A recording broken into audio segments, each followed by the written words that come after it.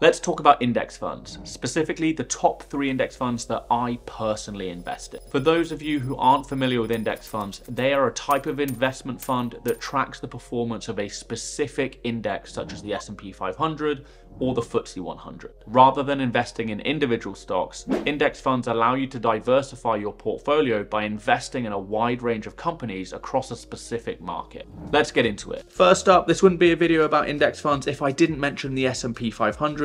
Specifically, I invest in a fund called the HSBC American Fund, which is basically just a tracker for the S&P 500. The S&P 500 is the most popular and widely recognized stock market index in the entire world and is made up of the 500 largest companies listed on the US stock exchange.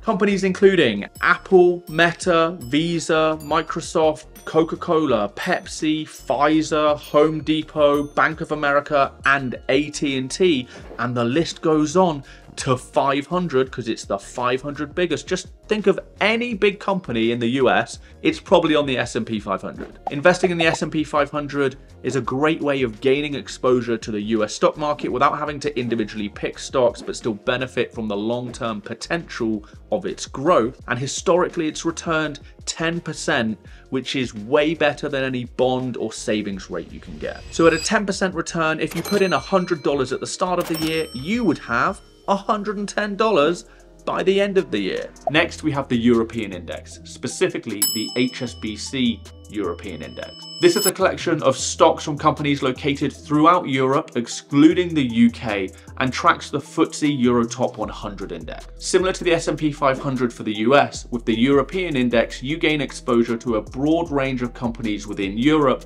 without having to individually pick the stocks. Index funds are passively managed, meaning they aim to replicate the performance of a particular index rather than outperform the market through stock selection. This is why all index funds are low cost and low maintenance investment options with broad market exposure and long-term growth potential. In the last 12 months, the European index has returned 8.35%, meaning that if you put $100 invested at the start of the year, by the end of it, you would have $108.35. Does that count as passive income?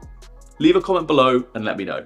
Finally, we have the FTSE 100. Specifically, I invest in the HSBC FTSE 100 Index. The FTSE 100 includes companies from a wide range of sectors such as energy, consumer goods, and financial services. Think of companies like Barclays, HSBC, BP, Tesco, Sainsbury's, Rolls-Royce, and of course the king of trainers, JD Sports. No, seriously, they're on the FTSE 100. In the last year, this fund has returned 8.92%, beating out the S&P 500, the American index, and also the European index as well. So now you know what index funds I've chosen to invest in. Quick disclaimer, this is not financial advice. I am not a certified financial advisor. This is purely for entertainment / educational purposes only. So when should you start investing? Well, the common advice you literally see everywhere from every finance guru, TikToker, whatever you call it, is that you should start as young as possible and invest frequently. So every single month, put some money into index funds, because over time you are going to benefit from the eighth wonder of the world, that is compounding interest. And that is absolutely true. No one can deny that the younger you start, the more years of compounding interest you will have by the time it comes to selling your investments and cashing out after 10, 20, 30, even 40 years if you start in your early 20s.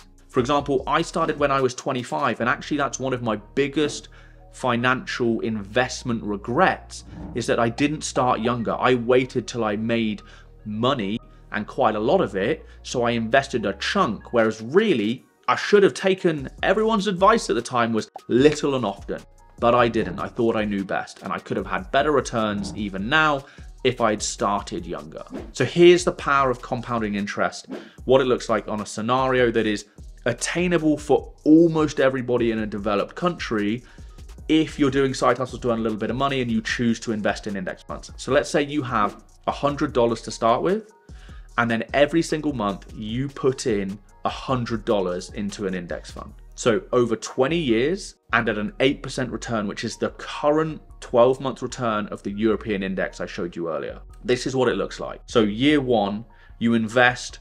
$1,300, and then you only have $52 of interest at an 8% return.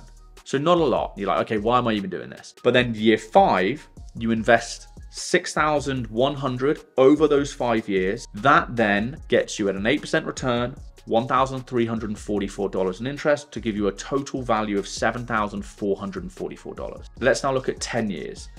$12,100 invested over those 10 years, but $6,137 of additional compounding interest on your returns at 8% gives you $18,000 total value.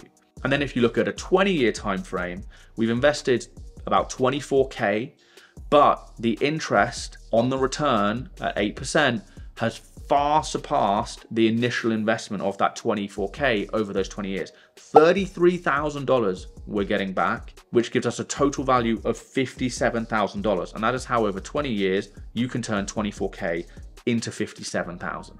And obviously, when you think about this, just a small example. However, if you extrapolate that out and you start putting lots of money into it, it makes you even more money. So now you know what I invest in, let's talk about capital allocation.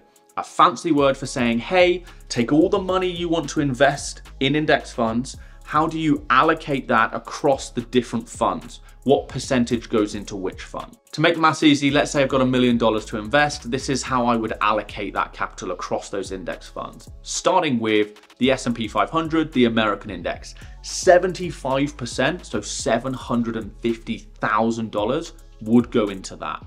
And then you'd have 15%, so $150,000 would go into the FTSE 100 index. And finally, the last 10%, so $100,000 would go into the European index. This is where things get personal, because there is no right or wrong answer on what your capital allocation should be. Ultimately, it's your money. You decide how to invest it and what to invest it in.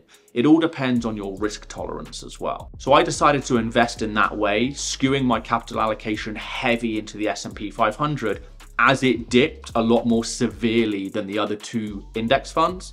And therefore it was going to recover greater, so there were greater gains to be had.